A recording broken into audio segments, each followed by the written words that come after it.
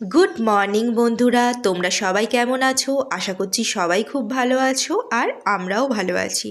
তো আমি বেটু আর বেটুর পাপা আজ সকাল সকাল বেরিয়ে পড়েছি একটা জায়গায়। তো আমাদের সাথে চলো, তাহলেই বুঝতে পারবে আমরা কোথায় যাচ্ছি। কিন্তু ব্যাপারটা হচ্ছে যে এতই ঠান্ডা যে ঠান্ডার মধ্যে আমাদেরকে ঢাকাঢুকি নিয়ে বেরোতে হয়েছে। রোদ উঠেছে কিন্তু ভীষণ হাওয়া দিচ্ছে, আর রোদের না আজকে একদমই তেজ নেই। তো আমাদের সাথে চলো। এখন আমরা যাচ্ছি একটা জেরক্সের দোকান, সেখানে বেশ কিছু জেরক্স করার আছে। তো সেই জিনিসগুলো আগে জেরক্স করে নেব, তারপরে আমরা রওনা দেব। চলো উঠো, আসো আসো, ব্যাগে আছে দেখো। বাবা পুরো মোবাইল শুরু করে দিয়েছে। কি করবে ছেলে রাখা বিপদ। এখন উপযুক্ত লোক মোবাইল যাচ্ছে। তো এই দাদার কাছেই আমরা বরাবর জেরক্স করি, তাই দাদার কাছে এসেছিলাম। আর দাদার ছেলেমেয়েরা সকাল থেকে মোবাইল নিয়ে পড়ে রয়েছে, তো দাদা সেই কথাই আমাদেরকে বলছিল। তো যাই হোক, আর দেরি করলাম না, এখন আমরা যাব ব্যাঙ্ক অফ বরোদার ব্যাংকে। সেখানে হচ্ছে বাচ্চাদের আধার কার্ড করা হচ্ছে। তো সেখানে শ্রীহানবাবুর আধার কার্ড করব। অনেক দিন থেকেই ভাবছিলাম যে করব করব, কিন্তু সময়ের অভাবে আর হচ্ছিল না। আর এদিকে বরের অফিস ছুটি থাকে শনি রবিবার। তো সেই শনি রবিবার দিন তো ব্যাংক খোলা থাকে না, তো সেই জন্যে হয় না। আজকে বর উইকডেজে কী করেছে, একটা ছুটি নিয়েছে, কেননা আজকে না আমাদের পুষ্পা টু দেখতে যাওয়ার কথা রয়েছে। তো পুষ্পা টুও আমরা দেখব, আর ছেলের আধার কার্ডটা করাবো। প্লাস হচ্ছে তোমার ছেলের আজকে ভিটামিন তেল খাওয়ানো আছে, বেশ কয়েকটা আমাদের কাজ রয়েছে। তো বর বলল আজকের দিনটা ছুটি নিয়ে নিই, তো সেই কারণে আমাদের আজকে বেরোনো। তো চলো আমাদের সাথে। তো আমরা যথারীতি চলে এসেছি। শ্রীহানবাবুকে না খুব কষ্ট করে টুপি পরিয়েছিলাম। তোমরা এর আগে আমার অনেক ভিডিওতে দেখেছো, ছেলে আমার কিছুতেই টুপি পরতে চায় না। যখন গাড়িটা চলে ঠিক সেই সময়টাই ও টুপি পরবে, আর তারপর কিছুতেই টুপি পরবে না। তো গাড়ি চলছিল বলে ও টুপিটা পরেছিল। এরপর আমরা ব্যাংকের ভেতরে যাচ্ছি। এই জায়গাটা না বেশ গলি গলি রাস্তা, তো ভেতরটা না একটু কেমন অন্ধকার টাইপের রয়েছে। দেখো বেশ কিছুগুলো দোকান বন্ধও রয়েছে, নাহলে দোকানের আলোগুলোও পাওয়া যায়। তো ডান দিকে আমরা সিঁড়ি বেয়ে ওপরে উঠে যাব। তো বন্ধুরা, এটা হচ্ছে ব্যাঙ্ক অফ বরোদার ব্যাংক। এই ব্যাংকে হচ্ছে বাচ্চাদের তোমার আধার কার্ড হচ্ছে। তো আমরা আধার কার্ডের জন্য যাচ্ছি, ঠিক আছে। তো ভেতরে হচ্ছে রেস্ট্রিকশন আছে, তাই ভিডিও করতে পারবো না। তো পরে তোমাদের সাথে আবার দেখা যাচ্ছে। ভেতরে গিয়ে আমাদেরকে একটা সমস্যার সম্মুখীন হতে হয়েছিল। সেটা হলো যে শ্রীহানবাবুর বলেই নয়, এখন বাচ্চাদের সবারই ডিজিটাল বার্থ সার্টিফিকেট হয়েছে। তো অনলাইনে যে বার্থ সার্টিফিকেটটা পেয়েছিলাম আমরা, সেটা আমরা black and white print out করেছিলাম, কিন্তু এখানে বলছে ব্ল্যাক অ্যান্ড হোয়াইট হবে না। তো সেটাকে আমরা জেরক্সের দোকানে আবার চলে এলাম, সেখানে ব্ল্যাক অ্যান্ড হোয়াইট থেকে কালার প্রিন্ট আউট বের করব।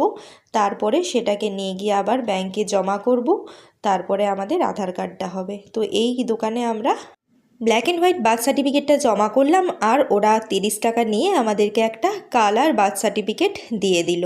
তো এই দাদা হচ্ছে বাচ্চাদের আধার কার্ডের জন্য একটা ফর্ম ফিল আপ করে দিচ্ছে, আর 50 টাকা করে নিচ্ছে।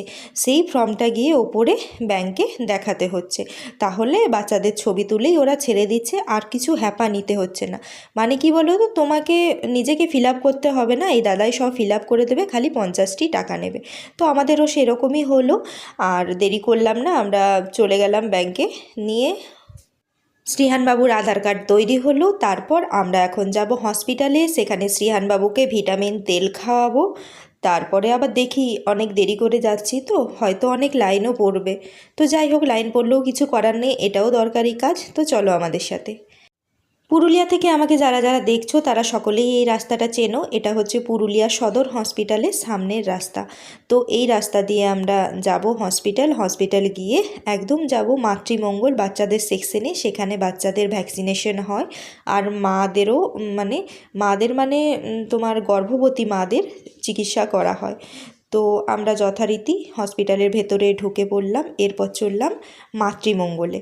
তো মাতৃমঙ্গলে এর আগে আমি অনেকবার এসেছি। বেটু যখন আমার গায়ে ছিল, আমি যখন প্রেগনেন্ট ছিলাম, সেই সময় আমি মাতৃমঙ্গলে আসতাম। কিন্তু যদিও বেটু আমার নার্সিংহোমে হয়েছে, আমি বাইরে একটা ডক্টরও দেখিয়েছিলাম, কিন্তু সরকারি ট্রিটমেন্টটা মানে বজায় রেখেছিলাম, কেননা ওদের কার্ডটার জন্য বেটু আজ সরকারি হসপিটাল থেকে সমস্ত তোমার ভ্যাকসিনগুলো পাচ্ছে। মায়ের কার্ড থাকলে না পরে বাচ্চাদের আর কার্ড বানাতে কোনো অসুবিধা হয় না। আবার বাচ্চাকে যদি পরে নতুন করে কার্ড বানাতে হয় তাহলে ভীষণ সমস্যার সম্মুখীন হতে হয়। তো আমার বেটুকে সেই সমস্যার সম্মুখীন হতে হয়নি। সরকারি হাসপাতাল থেকেই সমস্ত ভ্যাকসিন তো পাচ্ছেই, আর কার্ড বানাতেও কোনো সমস্যা হয়নি। তো আমরা এখান থেকে সোজা চলে যাব মাতৃমঙ্গলে। মাতৃমঙ্গলে ম্যাডামরা বাচ্চাদের ভ্যাকসিন দেন। এর আগে লাস্ট ডিসেম্বরে এসেছিলাম, সে সময়ও বেটু ভিটামিন তেল খেয়েছিল। তো 1 বছর প্রায় আসিনি।